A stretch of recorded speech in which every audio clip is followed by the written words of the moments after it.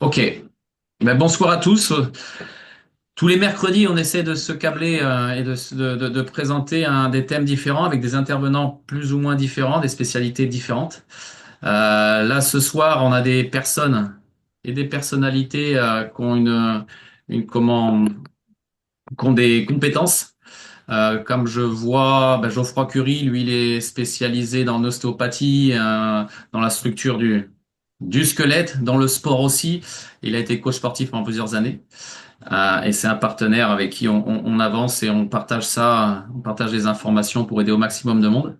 Nesrine, elle est jeune étudiante en diététique depuis 5 ans, si je dis pas de bêtises.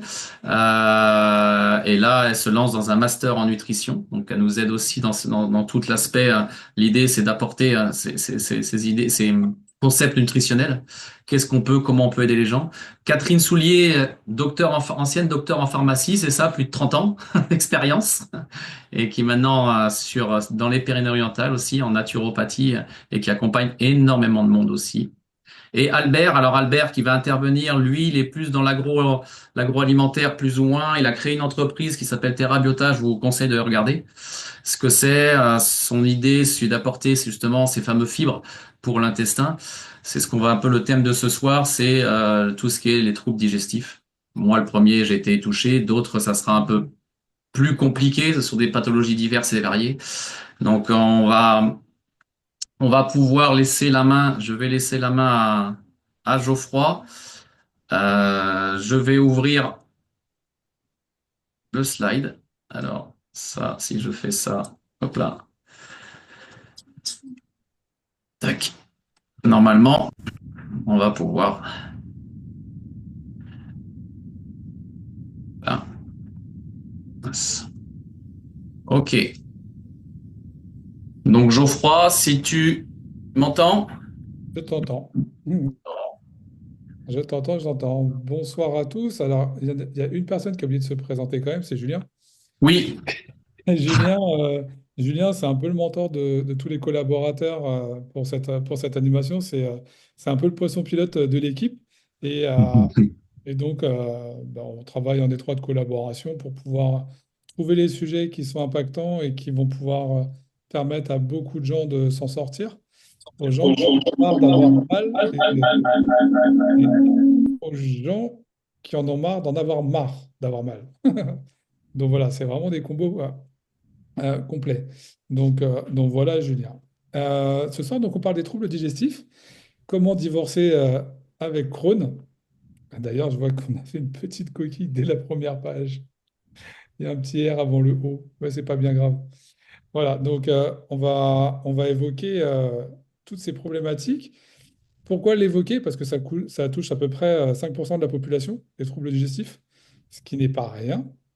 La maladie de Crohn est en voie de développement, très important, et le syndrome du côlon irritable, euh, très, euh, très en vogue aussi en ce moment, à cause de différents, je veux dire, pathogènes peut-être, en tout cas différents compléments et nutriments qu'on retrouve dans notre alimentation. Euh, Tu peux passer à la première slide, s'il te plaît? Tac. Alors, ce qu'induisent ces désordres. Et ouais, ce sont les problématiques digestives, qu'est-ce qu'elles peuvent entraîner? Donc, bien sûr, on parlait des inflammations chroniques. Donc, j'en ai parlé, hein, syndrome de l'intestin irritable, la maladie de Crohn, et aussi des candidoses chroniques, donc des inflammations chroniques, des douleurs chroniques, euh, qui sont assez contraignantes au quotidien. Euh, pour bien connaître la maladie de Crohn dans la famille et pour moi-même avoir des prémices de cette problématique-là. J'ai été très heureux de constater ces derniers temps, avec certains outils qui sont bénéfiques à la santé cellulaire, une vraie efficacité dessus, sans les avoir pris pour cette raison-là initialement. Donc, on parlera de ça un petit peu plus tard, c'était hyper intéressant. Ensuite, on a une autre problématique qui est induite, hein, c'est la perturbation de l'immunité. Enfin, la fatigue persistante, les troubles de l'humeur, et puis bien sûr les problèmes cutanés qui peuvent être liés à l'irritation et à des types d'eczéma, par exemple, et à l'alimentation également. Donc, pour les slides suivantes, en fait, chaque intervenant va prendre une partie et on va commencer tout de suite par Catherine, si je ne m'abuse. Voilà, c'est ça. Donc, Catherine, peux-tu nous parler des principales causes? Oui, vous m'entendez? Très bien. Oui, Bon. Alors, les principales causes, alors, elles sont très nombreuses. Euh, Bien sûr, les maladies comme la maladie de Crohn, qui est une maladie auto-immune inflammatoire du côlon ou même de l'intestin grêle. Ça peut être aussi une infection bactérienne qui peut après donc déboucher sur des troubles digestifs chroniques. Euh, L'anxiété et les stress ont beaucoup d'impact sur les problèmes digestifs, que ce soit des problèmes digestifs gastriques ou des problèmes digestifs de type intestinaux, de type transit, hein, de diarrhée ou constipation. L'alimentation, bien sûr, avec une alimentation trop riche en sucre et une alimentation trop riche en matières grasses. Donc ça, c'est l'alimentation, je dirais, qu'actuellement beaucoup de personnes, hein, on a une alimentation bien trop grasse et bien trop sucrée. Euh, Bien sûr, l'alcool. L'alcool qui va déjà impacter la vidange gastrique et qui va causer bien des problèmes au niveau hépatique. Le tabac, qui est un véritable poison, qui a un impact non seulement sur le trouble digestif, mais aussi bon, sur toute la sphère bronchique. L'hygiène de vie. L'hygiène de vie, le fait de faire de l'activité physique, ça permet déjà de donner un petit coup de boost au niveau du foie, comme le foie joue un rôle très important dans la digestion. Donc la sédentarité, le manque d'activité physique, le manque de sommeil, le manque de sommeil également. Il faut savoir que pendant la nuit, déjà, on synthétise l'hormone de croissance et c'est pendant la nuit que, on fabrique également les hormones de la satiété et l'hormone, je dirais, de la faim. Euh, la mastication, ça, c'est très important. Il faut savoir que la digestion commence déjà dans la bouche puisque l'amylase salivaire, donc, elle est libérée dès qu'on commence donc à manger. Et actuellement, on ne prend pas le temps de mastiquer. C'est un véritable problème. On mange très rapidement le midi. Souvent, on n'est pas du tout concentré sur ce qu'on mange. On est plutôt concentré sur le téléphone portable ou des appels ou des mails. Et ce qui fait que si la mastication n'est pas correcte, forcément, ça va avoir un impact après sur la digestion d'abord des protéines dans l'estomac et ça va entraîner tout un tas de problématiques et de fermentation. Bon, les repas trop copieux, bien sûr. Euh, la prise antibiotique, elle va avoir un impact sur le microbiote, c'est-à-dire sur la flore intestinale, qui joue un rôle très important dans la dernière partie de la digestion, avec la flore de fermentation, la flore de putréfaction. Ça, ce sont des flores qui sont souvent impactées lors de prise d'antibiotiques, avec des impacts sur la muqueuse intestinale également. La grossesse, avec souvent des reflux gastriques. Donc ça, c'est lié bien sûr au bébé qui va un petit peu faire un effet mécanique au niveau de l'estomac, qui va générer donc ou de l'acidité ou une pression gastrique. Le manque d'hydratation, ou du moins de la mauvaise hydratation. L'hydratation, c'est quand même important. Mauvaise hydratation parce que si on boit trop pendant le repas, on va trop diluer les enzymes digestives et du coup, ça va avoir un impact aussi sur la digestion. Donc, il faut peut-être boire avant ou après, mais pas trop pendant la digestion. mhm, tout à fait. Oui, les opérations, les traitements comme les chimiothérapies ou des traitements très lourds vont bien sûr impacter le foie, puisque c'est lui quand même qui fait un gros travail là-dessus. Et donc, ça va avoir un impact ensuite sur la digestion. Et pour terminer aussi, toutes les intolérances alimentaires, qu'elles soient au lactose, au gluten, au FODMAPs, les intolérances aux aliments qui sont riches en histamine aussi peuvent avoir aussi, peuvent du moins voilà, enfin, provoquer beaucoup de problèmes digestifs. Et il y a de plus en plus voilà, d'intolérances. Moi, j'en vois de plus en plus dans mon cabinet, surtout maintenant, je dirais, à l'histamine.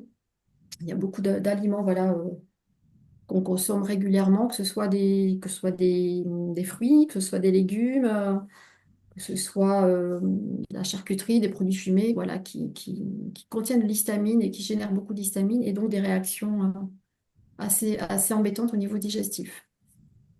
Voilà. Stamine. C'est quoi exactement? Comment?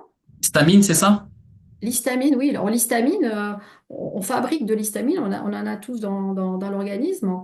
Euh, la problématique, c'est que il faut une enzyme pour dégrader cette histamine. Et lorsqu'on a une enzyme un peu déficitaire pour la dégrader, ou bien parce que l'enzyme elle est complètement dépassée par la quantité d'histamine qui est amenée par l'alimentation, on se retrouve avec des intolérances et donc des problèmes digestifs, tout simplement. Si je dis pas de bêtises, surtout l'alimentation animale, c'est ça? Alors oui, il y a beaucoup Poisson. d'histamine dans la charcuterie, par exemple, Ouais. dans les produits fumés, dans les fromages. Mm. Mais Poisson on aussi. a aussi de l'histamine dans les fraises, hein. C'est pour ça qu'on des fois on parle de gens qui supportent pas les fraises, qui sont allergiques aux fraises, entre guillemets. Voilà, c'est lié aussi à la présence d'histamine. Il y en a dans les aubergines, il y en a beaucoup. Sauf que voilà, on se retrouve avec souvent des intolérances diverses, mais qui peuvent provoquer voilà, des troubles vraiment digestifs. Ok. Ben, merci beaucoup, Catherine, pour toutes ces informations. Toujours très, très riche. J'adore. Ensuite, normalement, on va avoir l'apport d'Albert. Sans caméra, parce qu'il capte très mal. Ouais, Albert, ça sera sans caméra, mais c'est pas grave. Alors, je rappelle que c'est pas moi qui capte mal, c'est mon téléphone. Non, ça c'est pour le côté humour. Bonjour à tous. Parle-nous de Donc, l'alimentation animale. donc l'alimentation initiale, les choses qui sont évitées, elles sont nombreuses et ça va rejoindre un petit peu Catherine. Les aliments riches en graisses saturées.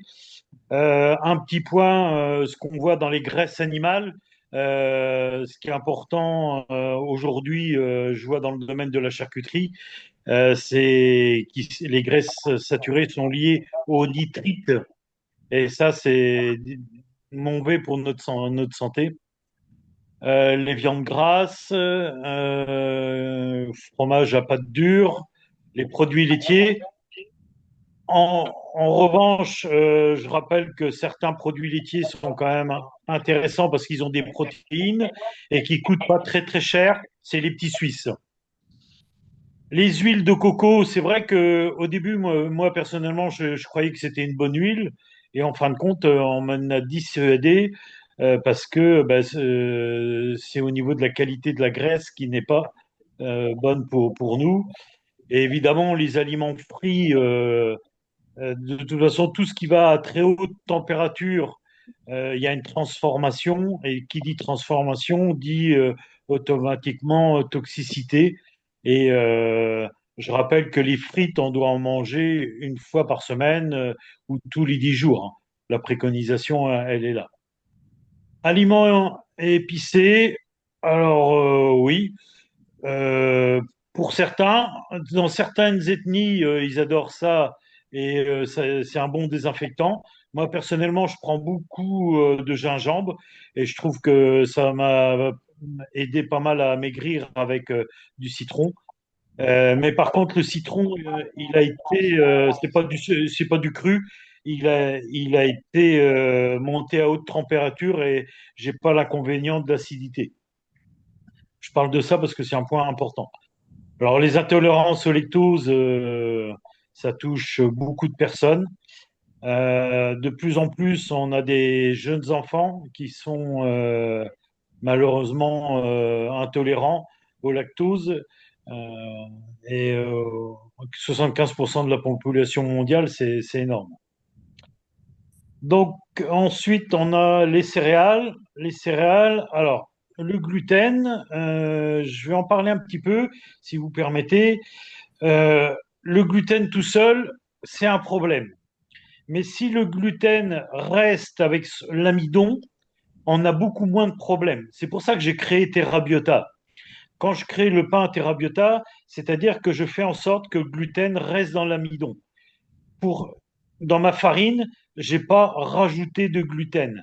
Et le gros problème, il est là. C'est qu'aujourd'hui, beaucoup de boulangers utilisent des farines où on a rajouté du gluten.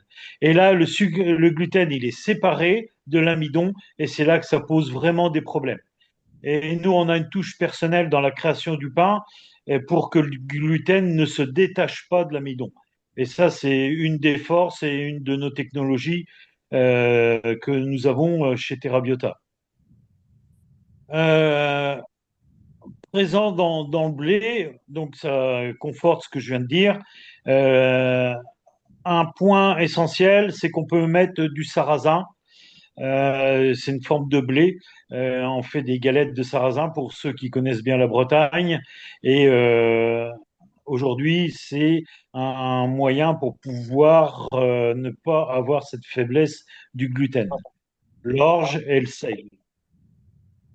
Donc, les choses à favoriser sont les protéines maigres, les bonnes graisses. Alors, les bonnes graisses, c'est quoi?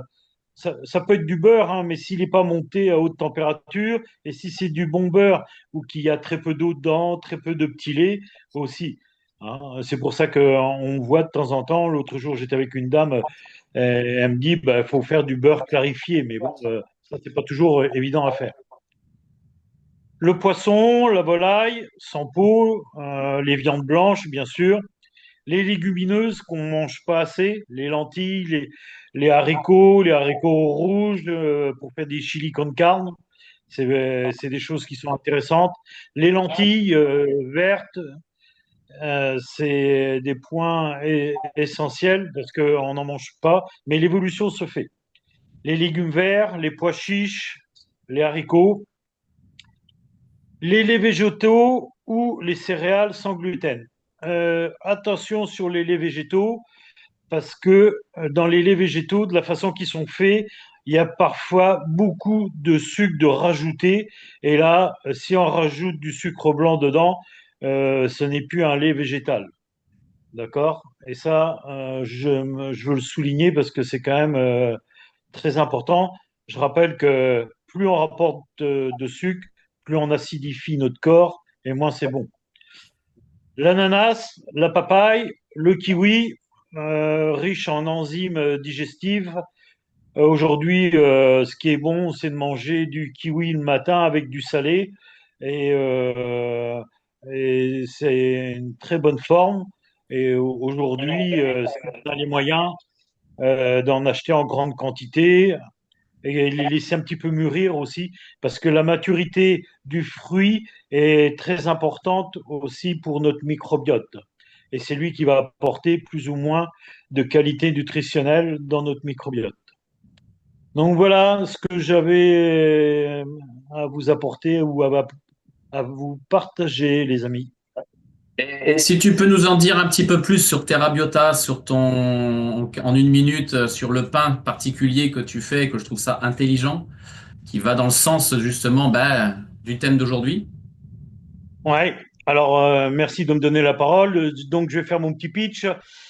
Pourquoi j'ai créé TerraBiota? Je vous rappelle qu'on doit manger 30 grammes par jour de fibres, source OMS et ANSES, et malheureusement, on n'en mange que 15 grammes. Donc, j'ai trouvé la solution de faire un pain de qualité, un peu à l'ancienne, avec du levain. Pourquoi du levain? Parce qu'il y a une fermentation lente et il y a un développement d'enzymes. Et ces enzymes vont vous aider à améliorer votre microbiote. Et je rappelle que les fibres, ce sont des prébiotiques et ces prébiotiques vont nourrir vos probiotiques que vous avez dans votre microbiote. J'insiste bien sur ces points-là parce que les prébiotiques sont assez peu connus. Donc, c'est de l'alimentation qu'on donne pour vos probiotiques. C'est comme si vous mettiez une bonne essence dans votre moteur. C'est la même chose. Et aujourd'hui, c'est un pain que vous pourrez trouver dans un mois et demi sur terrabiota.fr et je pourrais l'expédier dans toute l'Europe. Il va être fait chez un artisan et la différence de mon pain, c'est qu'il va être supplanté en prébiotiques et ça vous permettra d'enrichir votre microbiote sans prendre de médicaments, mais d'avoir une richesse naturelle en fibres dans votre alimentation. Et tu pourrais, pour justement, c'est ça, hein, il me semble, hein, que des boulangers, je pense à un boulanger qui est proche du Landreau où il y a ma sœur, et tu pourrais proposer ta farine, enfin, ton concept à ce genre de boulangerie, c'est ça? Alors, tout à fait, tout à fait. J'ai quelqu'un de chez Danone avec qui j'avais un entretien encore tout à l'heure, qui est en train de me faire un cahier des charges où qu'on va pouvoir vendre une Très bien. licence d'exploitation et une licence de recette. Et on va pouvoir vendre aussi une licence d'exploitation pour les restaurants parce que chez les restaurateurs, ils pourront vous proposer une entrée Terra Biota, un plat principal Terra Biota et un dessert Terra Biota où vous serez sûr qu'il y a Ça un apporte. minimum de fibres dedans. Et les gluten limité, le gluten rajouté ne sera pas dedans. C'est ça. Tout à fait, tout à fait. Et je vous le dis, et je vous le dis, quand vous allez faire vos courses, l'autre jour, j'étais avec le professeur Imbert avec qui je collabore, je l'ai dit encore à tout le monde, regardez vos compositions dans vos paquets que vous achetez, les paquets de gâteaux, c'est toujours marqué le gluten quand il est rajouté. Déjà, on en a, et la grosse difficulté, c'est que le gluten se détache de l'amidon, et c'est pour ça qu'après, vous êtes intolérant. Donc, quand vous voyez gluten rajouté, n'en prenez pas, s'il vous plaît, et évitez de vous faire mal à votre estomac ou à votre microbiote. Très bien. Voilà une des. Au, au Merci. top. Au top, Albert. Merci Merci. beaucoup. On va laisser la main à Nesrine. Alors, Nesrine, je ne veux pas dire de bêtises, mais c'est une première ce soir avec nous. Exact. Donc, tu vas nous partager tes connaissances sur les solutions, justement. Bonsoir à tous. Alors, comme on a vu, puisque l'alimentation déséquilibrée est est l'un des facteurs les plus importants impliqués dans la maladie de Crohn, alors on va suggérer des solutions alimentaires. Premièrement, on a l'hydratation qui est très importante. On va privilégier une eau filtrée, une eau alcaline de pH 8 et plus, euh, une eau ionisée négativement, riche en antioxydants et contenant non plastique. Ouais. Par exemple, là, on peut suggérer les carafes d'eau. Oui. Pour les accompagnements, un suivi alimentaire, en, consulter un diététicien ou pour un suivi, un soutien à la gestion des émotions et médical si nécessaire. Pour les préventions, une alimentation équilibrée, bien sûr, une activité physique régulière, détente cérébrale et un sommeil réparateur. Faut, pour les compléments efficaces, les oméga 3.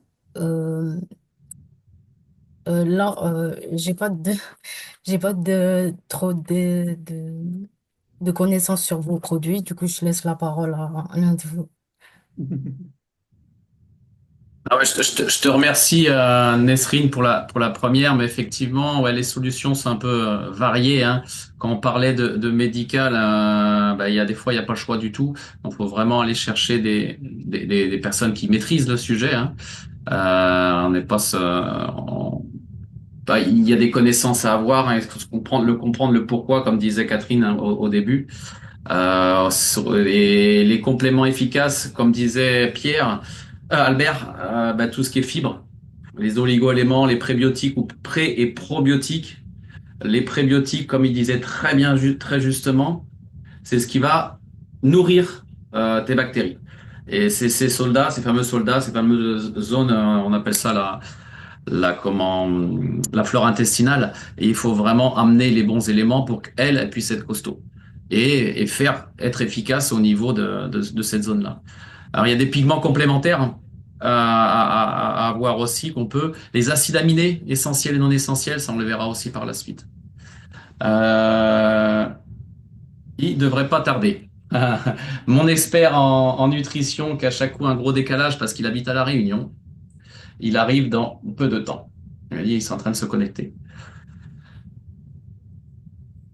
Donc là, au niveau des aides qu'on a sélectionnées, que moi j'ai sélectionné depuis plusieurs années, que Geoffroy aussi a pu sélectionner anodinement sans penser que ça aurait pu l'aider, eh ben, c'est un élément qui est en bas, hein, tout simplement.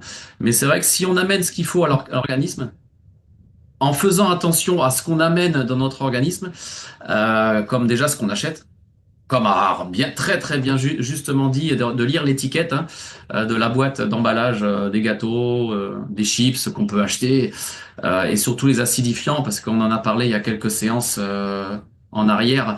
Il y a des enzymes, des édulcorants et des conservateurs dans chaque élément qu'on achète, dans les biscuits qu'on peut acheter, et dans le Coca-Cola. Si on mélange les deux, ça fait un cocktail détonnant. Et là, déjà que le Coca-Cola, c'est pas du tout bon pour l'organisme, surtout pour le microbiote. Pourquoi on a parlé de pH? Justement, le Coca-Cola a un pH acide, très acide. Il a un pH potentiel d'hydrogène à 2,5. Donc là, autant vous dire que c'est un médicament, effectivement, parce que ça a la capacité d'éliminer.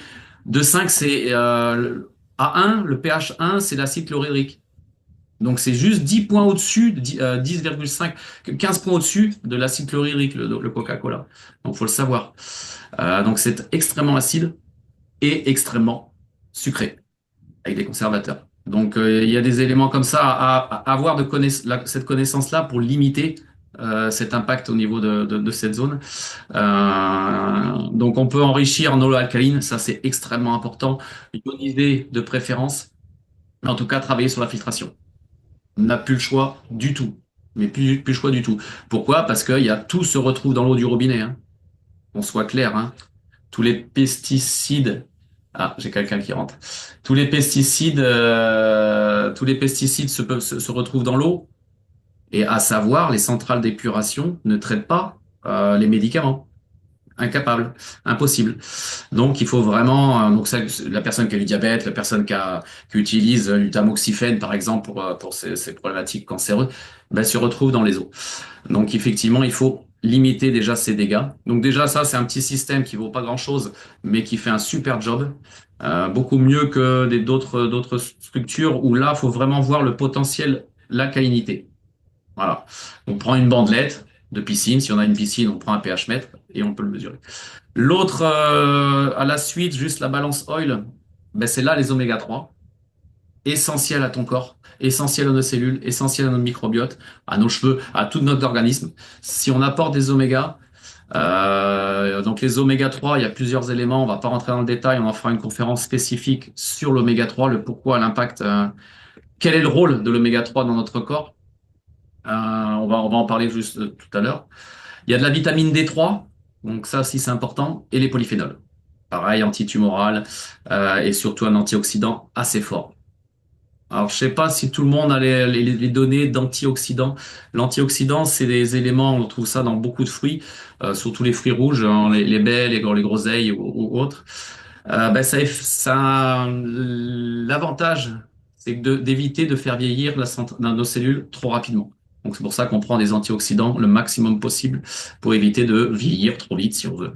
Par là. Phycocyanine, un autre pigment, celui-ci qui est redoutable, lui, il va aider vraiment la flore intestinale. J'ai des témoignages dont peut-être Monsieur Tronchon, vous avez pu écouter une fois parler. Lui, on retrouve dans sa selle, enfin dans son microbiote, on n'a jamais retrouvé un microbiote comme le sien. Ils ont même découvert des bactéries qui n'existaient pas quasiment. Parce qu'il utilise la phycocyanine à gros dosage, lui il utilisait, il utilise toujours, et il a pu retransformer son microbiote. Donc une molécule fondamentale pour cette zone.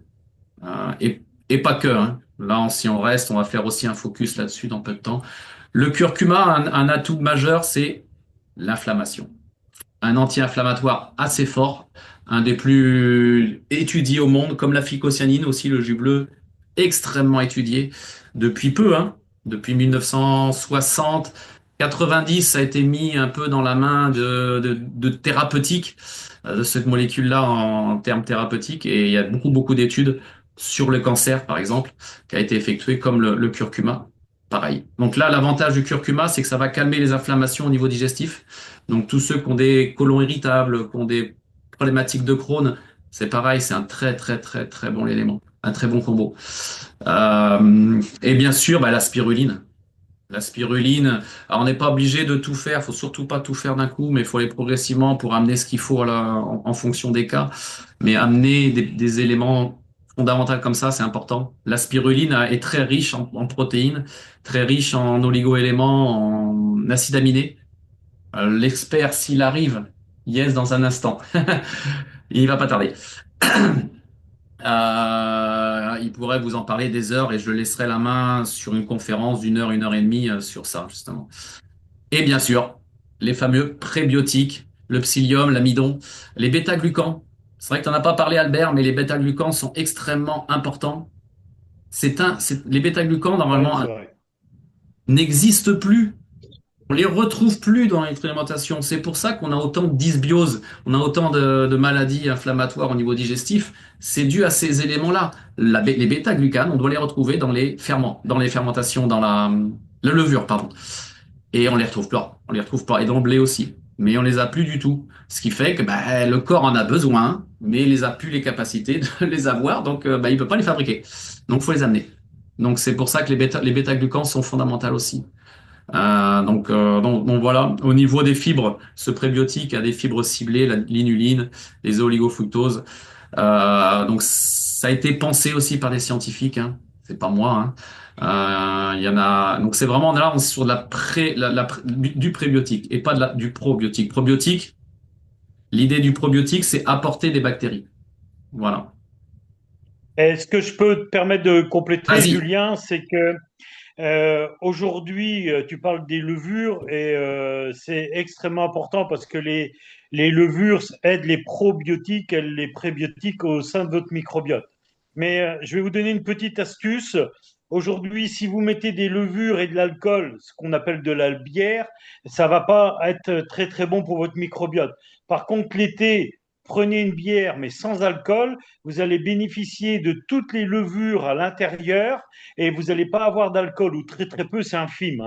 Et vous allez voir, vous allez mieux vous porter. Et aujourd'hui, même de la lèvre sans alcool, je peux vous assurer elle est bonne et tout. Et l'été, vous avez de la Hoegaarden pour les femmes aux bières fruitées, des choses comme ça. Bon, il y a un peu de sucre, mais vous allez retrouver tout l'avantage des prébiotiques et des levures. D'accord. Ah, j'aurais pas pensé. Oui, remarque les levures de bière, oui, tu as raison. Sur ce point-là, ouais. Ici, on a. Alors, il va pas tarder, il se connecte. J'avais sélectionné quelques témoignages qui commencent à dater d'ailleurs, parce que j'en ai d'autres. Sur. Bah déjà, toi, le Geoffroy, par rapport à ta. Parce que moi, je le savais pas, quand tu me l'as dit il y a une semaine ou deux. Bon, moi, j'ai été. C'est mon témoignage d'abord, peut-être. Vas-y, Pour fais le tien. Non, j'en parle après. J'ai été touché, moi, enfin, j'ai commencé le jus bleu, j'ai été touché par enfin, j'ai toujours eu des troubles digestifs depuis longtemps, depuis peut-être mes 15 ans, 10 ans, je sais même pas. Donc j'ai toujours eu tout ce qui était gras, c'était pas possible, les cafés, c'était pas possible, la menthe, c'était pas possible, la peau du poulet, la friture, donc du pot de poulet, donc non plus. Donc tout ce qui était frit, j'y arrivais pas à l'avaler et ça me déclenchait des ulcères. Et donc, moi, j'étais sous esoméprazole et homoméprazole. J'alternais à vie. D'après que c'était à vie. Alors que j'ai rencontré pour le sport, un peu comme toi, Geoffroy, je pense que c'est le même principe. Pour le sport, j'ai rencontré ce jus bleu, cette phycocyanine, et l'eau, et j'ai pu, voilà, j'ai pu ces remontées acides, c'était vraiment infernal parce que mon Dieu des dômes était certainement pas endommagé, je sais pas comment on peut l'expliquer, mais plus rien du tout. Donc voilà, je suis sur la. Ah, il est là. Moi, je vais compléter ce que tu dis. J'ai eu, donc ça fait quelques mois que je regardais la marque Zinzino, justement, les compléments, parce que Julien en avait parlé. J'étais curieux et puis est venue une chute à vélo. Et très rapidement, j'ai pris la décision d'aller vers la solution de Julien, qui me paraissait assez évidente pour faciliter la restructuration osseuse, en prenant et les oméga 3 pour faciliter l'assimilation de la phycocyanine et la phycocyanine pour sa capacité à restructurer la cellule et à la rendre plus efficace sur la partie immunitaire et structuration de la cellule souche. La cellule souche qui va être à la base de notre structure, donc structure osseuse. Et au bout de 3 semaines, je me suis rendu compte que au niveau digestif, j'avais une sacrée évolution. Euh, et au bout d'un mois, plus aucune gêne face au laitage, plus aucune gêne face aux excès. Alors, bien sûr, moi, je suis pas plus malin qu'un autre. Qu'est-ce que j'ai fait? J'ai fait une journée excès total. Le matin, une bolle de lait froid, il s'est rien passé. Le midi, je me fais inviter au restaurant. On va manger une côte de bœuf que j'ai pas découpée parce qu'on m'a aidé vu que j'avais un plâtre à la main. Donc, impeccable, c'est passé nickel. L'après-midi, je me dis, c'est pas normal. Je me fais un chocolat chaud, un vrai chocolat chaud. Donc, je râpe du cacao, je mets du sucre à haute dose et je fais chauffer tout ça avec de l'eau. Aucun problème. Je dis, jusque-là, tout va bien. On va aller un petit peu plus loin pour voir si ça marche vraiment bien. Ce que Julien m'a proposé. Et le soir, je suis allé au Burger King. J'ai rien à cacher.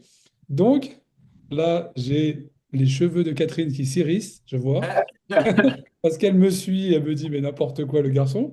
Et j'ai eu aucun problème, vraiment aucun problème. Donc, bon, j'ai pas été plus loin non plus, j'ai pas exagéré. Et j'ai été surpris de voir l'effet.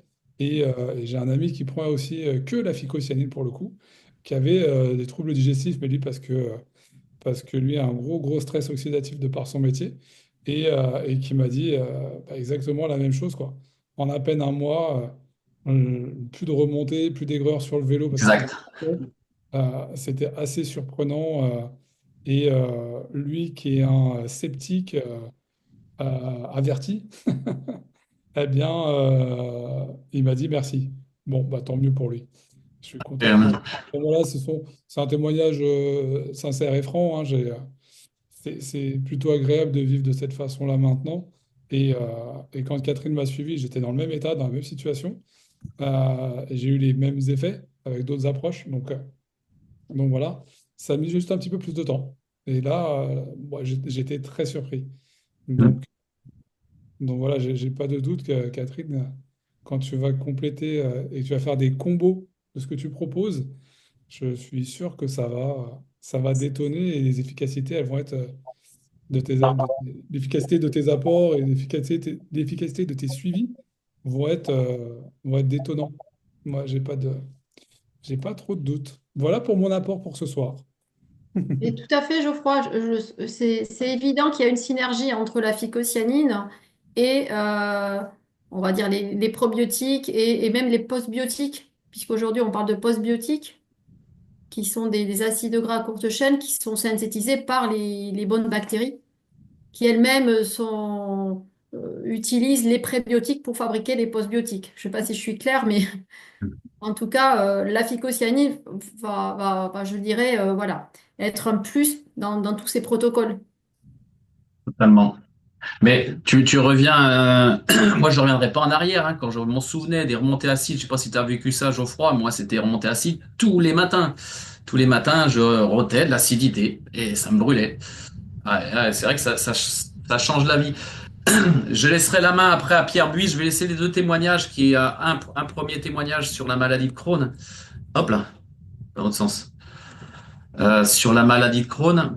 Et après, je poserai deux, trois questions à Pierre, parce qu'il y a deux questions que je voudrais lui poser sur la suite à des opérations et des maladies. Ouais. Donc déjà, ça, c'est le premier cas. Bonjour, je suis Catherine Payès, j'ai 54 ans, atteinte d'une maladie de Crohn depuis l'âge de 16 ans. J'ai subi tous les examens, tous les protocoles possibles pour guérir de ma maladie, refusant systématiquement les opérations. J'ai découvert Natura Blue au mois de mai 2015 et je peux affirmer maintenant que je suis pratiquement guérie, plus aucun symptôme, ni douleur, ni diarrhée intempestive. Voilà, merci. Merci. Il y a des personnes qui veulent poser des questions, n'hésitez pas. Donc voilà, ça c'était sur le chat, hein, bien sûr, qui est juste en bas. Et une deuxième, donc là c'était sur un problématique Crohn et je l'ai vu sur d'autres personnes que je connais très bien. Ah, vas-y Pierre, je te laisse la main. J'aurais donc une question à Pierre, ou deux, sur des personnes. Ça va Pierre? Oui, alors, avant ta question, Oui. désolé, je prends le truc en cours, mais j'ai entendu Geoffroy qui parlait de remontée gastrique galère. Oui. Et Julien. là, écoute, Helicobacter pylori, c'est une bactérie qui est responsable des ulcères à l'estomac Ouais. et des remontées gastriques. Et alors, je préviens Geoffroy à l'avance, hein, si jamais il consomme Gaviscon Oui. et comment ce genre de médicaments qui sont des IPP, inhibiteurs de la pompe à protons, là, je vais lui dire attention, Geoffroy, attention. Hein, C'est Julien, Pierre, hein. C'est Julien qui avait ça. C'est moi. C'était euh, moi. Ça vaut pour oui, toi, ça vaut pour toi aussi, c'est désolé, grave. j'ai pris le truc en cours. T'inquiète Euh, pas. et donc les IPP, ça sert à quoi? C'est-à-dire que notre estomac, il y a un pH entre 2 et 3, c'est de l'acide chlorhydrique. Mm. L'objectif, détricoter le bol alimentaire pour en tirer la quintessence. Les IPP remontent le pH. Donc, on a moins de douleur, on se dit, ouais, top, j'ai plus de douleur. Mais le problème, c'est que quand tu loupes une étape dans le tractus digestif, ça commence par l'amylase dans la bouche, ensuite l'estomac et ainsi de suite. Si tu loupes une étape, et dans le cas de Gaviscon, tu loupes l'étape dans l'estomac, le problème se retrouve plus bas. Le grêle et l'intestin, le gros intestin. Donc c'est pas et d'ailleurs les scientifiques parlent des IPP comme le prochain scandale sanitaire. Ah, c'est pas moi qui le dis. Donc Julien, attention. Ah non, je l'utilise pas, moi, le Gaviscon. Je l'utilisais aussi, c'est vrai. Et je l'utilise plus, non, je prends plus rien, hein, plus de médicaments pour ça, en tout cas. Enfin, non, je prends même plus rien du tout. Donc, ma question. Ah, faut que ça soit courte comme réponse, par contre. Non, c'est très bien. Et le micro, faut qu'on fasse un truc. Mais une personne qui est aujourd'hui ici, qui est ce soir ici, qui a été touchée par une maladie assez complexe et qui a été pendant 1 an sous chimiothérapie, qui a bien sûr attaqué son... Qu'est-ce que tu conseillerais pour une personne en 1 an, depuis 1 an, elle prenait de la chimio toutes les 2 semaines, je crois, je dis pas de bêtises. Alors écoute, c'est quand même assez simple. Attends, La encore une petite question, un truc. Cancer du pancréas et du foie. Voilà, pour donc, préciser. cancer du pancréas, quand c'est dépisté, le problème c'est que c'est déjà trop tard. Là, c'est passé. Il y a plus de tumeur nulle part. Donc c'est Mais chimio à arrêter. elle fait partie des exceptions. Il y en a Exact. quelques-unes. Mais pour en revenir à ta question concernant la chimio, Mhm. le- tous les médocs chimio, ce sont des antimitotiques. En français, pour éviter que les cellules cancéreuses se divisent trop vite. Le problème, c'est que nos cellules hématopoïétiques, en français, les cellules sanguines, plaquettes, globules rouges et globules blancs, se divisent très vite. Donc, chimio égale formule sanguine descendue. Et c'est pour ça que, avant la moindre séance de chimio, on procède à une analyse sanguine, en particulier des plaquettes, pour dire on fait ou on fait pas. Et la FICO, donc comme elle stimule les cellules de la moelle osseuse, dont les cellules euh, hématopoïétiques, donc qui vont stimuler la production de plaquettes, globules rouges et globules blancs, maintiennent la formule sanguine. C'est pour ça que quand on prend la FICO avant, pendant et après les séances de chimio, les effets secondaires classiques, brûlure, sensation, nausée, perte de cheveux et autres, sont drastiquement amoindris, voire anéantis. C'est ce qu'elle a eu, ouais. Et maintenant, sur son microbiote, pour l'aménager, pour l'améliorer, pour Alors pour le revenir à la microbiote, normale. ça c'est le sujet fondamental. Et donc le souci, c'est que nos bonnes bactéries de l'intestin adorent les fibres, fruits, légumes. J'enfonce des portes ouvertes, hein, mais c'est comme ça.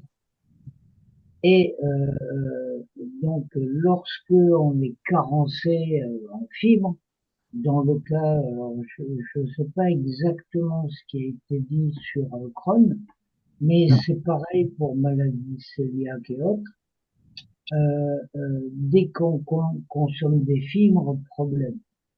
Et le problème, c'est que les bonnes bactéries veulent des fibres.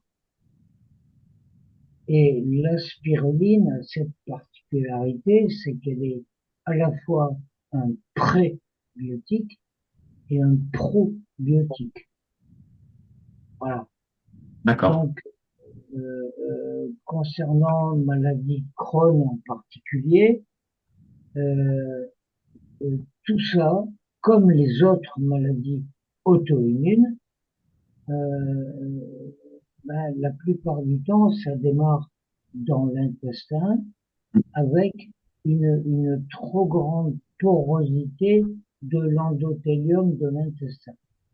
C'est-à-dire que la membrane qui laisse passer les molécules dans le sang pour le nourrir, il y a une trop grande porosité, passe dans le sang des peptides, des bactéries, des saloperies qui n'ont rien à foutre là. Et le système immunitaire dans le sang, ben, il est affolé. Si tu veux, il sait plus où donner de la tête et il bombarde tout le monde. Et résultat, Crohn, maladie cœliaque, sclérose en plaques, polyarthrite rhumatoïde, etc., etc. Les maladies auto-immunes. Bon, il y a d'autres origines aussi, hein, mais bon. Et donc, c'est un problème au niveau de l'intestin, mais c'est un problème qui peut démarrer très, très tôt, en l'occurrence dans le ventre de la mère, en fonction de l'alimentation de la mère et en fonction de l'accouchement. Si il s'agit de césarienne ou d'accouchement par les voies basses, c'est pas pareil, c'est pas Mhm. pareil. Je Et, confirme. et donc, lorsqu'un enfant est né, le mouflé, il a 1000 jours, c'est-à-dire un petit 3 ans, pour faire maturer son système immunitaire dans ses intestins. Au-delà, il peut, mais c'est plus compliqué.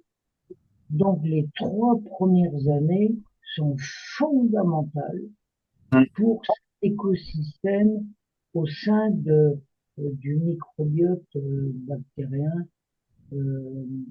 intestinal. Et là, bon, 70%, voire plus, du système immunitaire en dépend. Et il y a à peu près, allez, on va dire à la louche, doigt mouillé, 600 millions de neurones qui fonctionnent dans ce système-là. Et les communications avec les neurones d'en haut, c'est permanent. C'est permanent.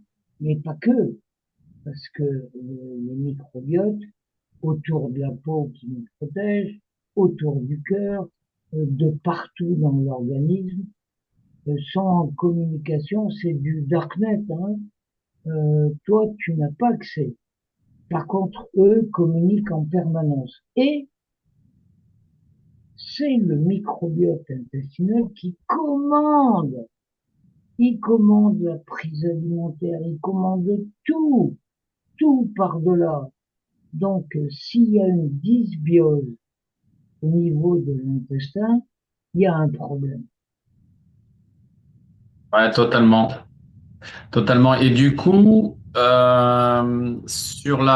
là, tu conseillerais la spiruline à bon dosage hein, sur une chimio. Non, Julien, concernant la chimio, si tu m'as écouté, en premier, c'est la phyco. Oui, ça elle est déjà. Ça, c'est bon. Ça, c'est acté. Il s'agit de maintenir la formule sanguine. Point. Ok. Ensuite, effectivement, s'il y a chimio, ça veut dire qu'il y a un souci de cancer. Ouais. Et je te rappelle, Julien, que la spiruline, dans son entité, la phyco, la curcumine, agissent contre les cellules cancéreuses à plein de niveaux. Je peux m'étaler là-dessus, mais ça va prendre du temps. Hein. Donc, si on c'est en clair. a, très bien. S'il n'y en a pas, bon, je vais en rester là. Quoi. Très bien. Mais merci encore, Pierre, de tes éclairages pointus. Dans 2 semaines, on fait sur la phycocyanine. La semaine prochaine, ça sera sur les TDA. Mais dans 2 semaines, on fera sur la phycocyanine un thème particulier. Donc, on te laissera la main entièrement. Sur une autre, alors je sais pas si je le passe, ce témoignage, Geoffroy. Oui. Alors, Bonjour, je m'appelle Marie-Dominique, j'ai 40 ans. J'ai découvert le Natura Blue en février, suite à des problèmes de santé, notamment intestin, de diarrhée, de plus de 17 diarrhées par nuit. Anémie aussi également, suite à une gastroplastie de Messon et un bypass. Donc beaucoup de carences, beaucoup de fatigue, beaucoup de stress, beaucoup d'énervement suite à toutes ces carences, à ces diarrhées. Et depuis que je prends le Natura Blue, les diarrhées sont très très rares, exceptionnelles. L'anémie, je n'en ai plus. Une prise de sang tous les 3 mois, je n'ai plus besoin d'aller me faire perfuser tous les 3 mois comme ça je peux le faire. Et sans compter le bien-être intérieur, la peau, les allergies, les réactions à la peau au soleil qui ne sont plus, enfin, plein de belles choses. Donc merci Natura Blue. Alors, quand il parle de Natura Blue, c'est l'ancienne version, hein, c'est passé X14, c'est juste le nom commercial. Et la concentration qu'ils ont aussi augmenté sur la phycocyanine. Sur ce point, justement, on apporte toujours l'origine de ces éléments hein, et la rigueur. Parce que c'est vrai qu'on prend souvent des choses Alors, comme disait encore très bien, si on achète des choses au magasin, à Auchan ou quoi, mais on sait pas vraiment l'origine, l'emballage, ouais, elle est jolie, mais d'où est fabriquée les choses, on sait pas vraiment. Là, oui. Là, si on prend l'image de tout en bas, où on voit du violet, c'est là où est fabriquée la spiruline et donc du coup la phycocyanine, parce qu'elle en découle. C'est un des pigments de la spiruline. Et pourquoi c'est dans ces appareils violets? Parce que là, tout est contrôlé. L'air et l'eau est contrôlé. Et la température stable et constante et un pH aussi adapté pour avoir la spiruline la plus qualitative au monde. Et ça a été titré d'ailleurs dans ce sens-là. On a la meilleure spiruline au monde grâce à ces systèmes de photobioréacteurs. Le terme, c'est un petit peu, c'est un jargon technique, mais voilà. Pourquoi? Tout simplement, c'est que ces cyanobactéries, ces algues, sont capables de récupérer toutes les pollutions. Donc, faites-vous plaisir d'acheter ça n'importe où, en sachant que ben, elle est capable de récupérer toutes les pollutions, de l'air, de l'eau, peu importe. Hein. Et l'autre en haut à gauche, c'est un laboratoire qui est du côté d'Oslo. Eux, ils sont là pour analyser le sang des gens. Pourquoi analyser le sang des gens? C'est que pouvoir évaluer où en est la personne, pouvoir contrôler certains éléments. Donc là, sont en train de travailler bientôt sur des tests sur le microbiote justement intestinal. Ils sont en train de travailler des tests sur l'impact de la spiruline et de la phycocyanine sur l'organisme des gens, parce que ce laboratoire commence à découvrir la phycocyanine et la spiruline qui est faite en photobioréacteur, et ils sont tombés totalement amoureux de ce système. Alors, qu'est-ce que ces tests sanguins sont et démontrent? Donc déjà, ils démontrent une chose, c'est un déséquilibre. Donc les gens, on contrôle, on prend 2 gouttes de sang par le biais d'un petit piqueur, comme un peu des dextro sur les diabétiques, et ils envoient ça à ce laboratoire indépendant, qui est totalement détaché hein, du résultat. Lui, il vient juste analyser. Hein.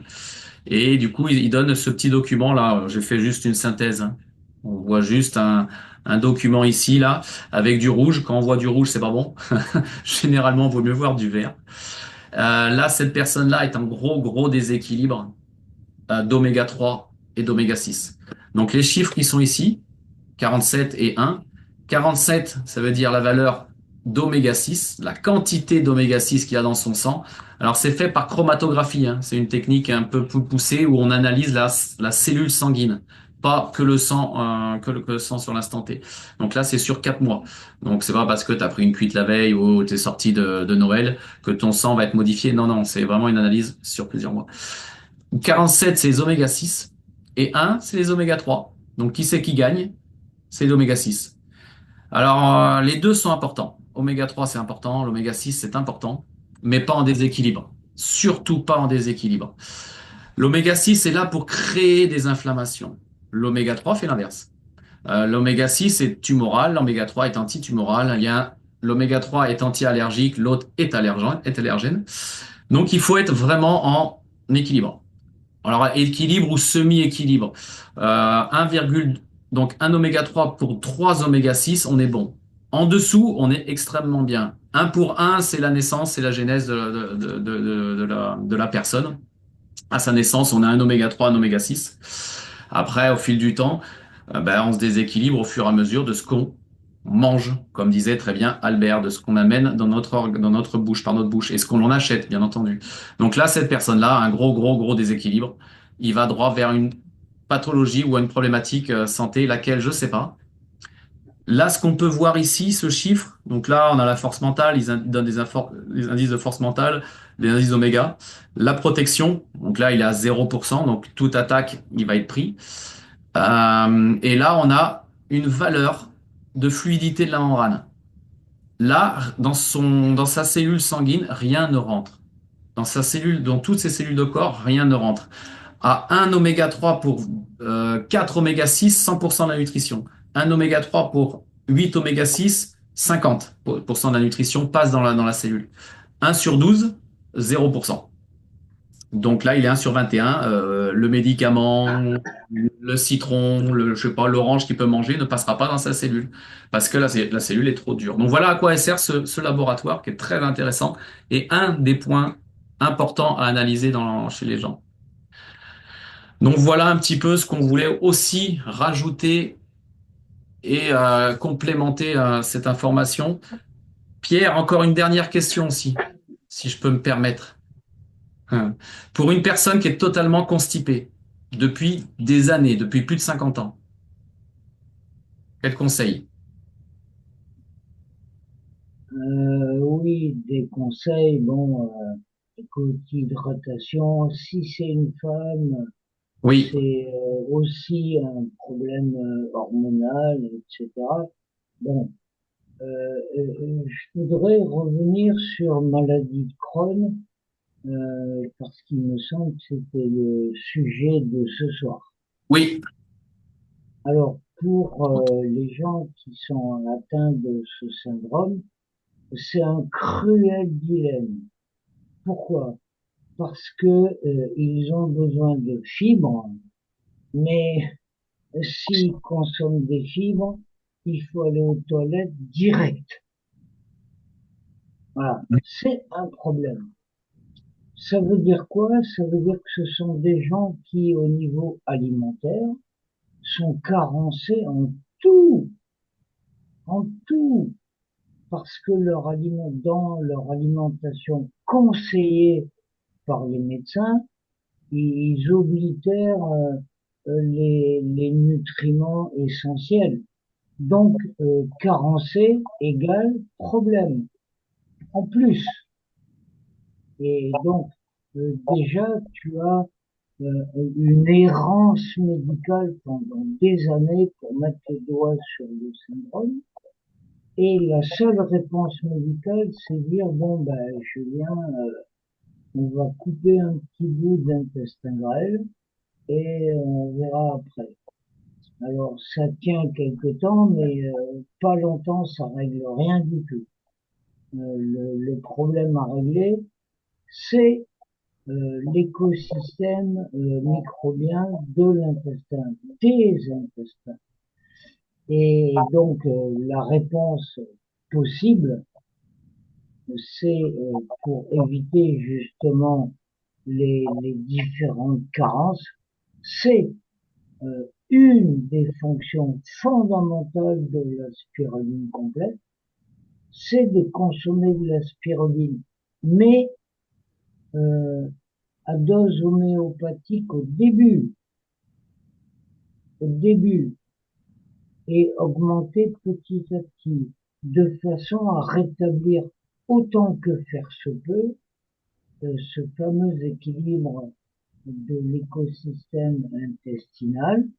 Et la phycocyanine, oui, comme anti-inflammatoire, antioxydant, elle va permettre un tas de choses à ce niveau-là. Oui, bien sûr. La curcumine, anti-inflammatoire, oui, bien sûr. Les oméga 3 pour, comme tu viens très justement de le dire, de façon à ce que les nutriments peuvent enfin pénétrer dans la cellule pour la nourrir et sortir les poubelles. Donc voilà, il y a pas 50 000 solutions. Hein. C'est une affaire d'équilibre de microbiote en toile de fond. Quand les gens comprennent ça, bon, c'est déjà une première étape. Après, au niveau nutriments, ben, ils sont dans la merde. Parce que des fibres, bon, ils peuvent pas en prendre trop non plus, sinon ils passent leur journée aux toilettes, quoi. Tu vois, c'est pas cool. bah, je te remercie pour cette approche, cet appui en plus. Et donc, le dosage homéopathique commençait vraiment doucement sur une semaine, progressivement. Plus la FICO? Ouais, oui, bien sûr, plus le phyto. Mais Ok. en termes de spiruline, commencer avec un petit gramme pour éviter une réaction trop excessive du système immunitaire qui va bombarder tout le monde. Pareil pour la phyto, à des doses homéopathiques pour tout ça. Très bien. Génial. C'est con, ça prend du temps, mais De toute façon, il n'y a pas de solution miracle, hein, en dehors de l'opération, mais qui règle rien du tout. Geoffroy, une question. Ouais, Pierre, moi j'ai une question. J'ai une personne qui est venue vers moi sur une autre problématique, alors qui touche aussi bien sûr les troubles digestifs, qui est à l'inverse l'anorexie. Et je pense donc tous les déséquilibres que ça peut engendrer. Pareil, qu'est-ce que tu pourrais alors, conseiller ou tu peux imaginer pour solutionner ces problématiques de carence excessive sur donc de l'anorexie? Oui, alors, anorexie, il y a un souci psychologique important et ça, c'est pas simple à résoudre, hein. Mais au plan nutritionnel, il y a la réponse, c'est la spiruline avec protéines, lipides, glucides, vitamines, oligo-éléments, pigments, enzymes, etc., qui sont euh, très exactement ce qu'on a besoin tous les jours et notamment des protéines. Mais l'aspect psychologique, là, ça demande un travail avec des professionnels. Ouais. Et Je te ça, confirme, c'est c'était pas plutôt. simple. Ouais, ouais, tout à fait. L'aspect psyché est essentiel. Mais voilà, moi, c'était surtout sur la partie vitaminique et nutriments essentiels sur lesquels on pouvait aller. On parlera par la suite et dans d'autres visioconférences du Xtend, du Viva Plus, peut-être du Zinobiotique également, qui peuvent t'aider dans ces troubles-là. Oui, J'imagine oui, que c'est complémentaire. Donc, ok, donc pour toi, pareil, la FICO pour démarrer, c'est ce que j'imaginais également. Et, mais bon, voilà, je voulais ton apport là-dessus. Mille merci pour toutes ces informations et toutes ces précisions, Pierre. Toujours, toujours hyper intéressant. Pour ma part, j'ai pris encore note de plein de choses. J'espère que vous en avez tous fait autant. Est-ce que vous avez des questions pour clôturer cet échange? Est-ce qu'il y a des... Jérôme, Nadège. Peut-être Nadège, non, ou Jérôme. Et je ne sais pas si Nadège, je sais qu'elle conduisait. Ça, de mémoire, c'est ça qu'elle m'avait dit. Bon, bah, voilà, on a fait le tour de notre sujet avec toutes ces précisions, tous ces apports d'Albert, de Catherine, de Nesrine, tes apports aussi, Julien, bien sûr, hein, parce que tu es très technique. Les apports de Pierre, ils vont être encore un peu plus scientifiques et avec les informations métaboliques. Donc, on a fait le tour. Merci, merci beaucoup, Pierre, de te rendre disponible aussi tardivement parce que à la réunion, il y a 2 heures de plus, donc plutôt il est plus de 23 heures. Donc, merci, merci à chaque fois de te rendre disponible les mercredis. Et merci on va dire, à toute l'équipe maintenant, parce que on est une équipe qui travaille ensemble. Donc voilà. On vous souhaite une bonne soirée. Belle soirée à tous. J'ai pas vu de questions. Merci, Donc, bonne Merci. soirée. Bonsoir. Au revoir. merci à tous d'avoir été présents. Bonsoir à tous. Nadège, Stéphane, Bonne Valérie. soirée à tous. Bonne soirée à Bonsoir. tous. Eric, pareil.